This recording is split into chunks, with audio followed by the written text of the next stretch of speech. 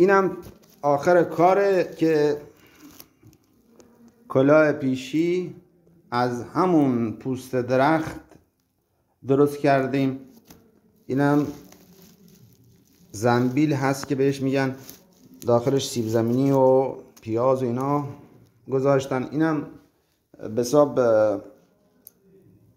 یه زنبیلی هست که وسایل خونه رو داخلش میذارن، مثل ظرف و اینا، استکانی باشه، ظرفی باشه، داخلش میذارن.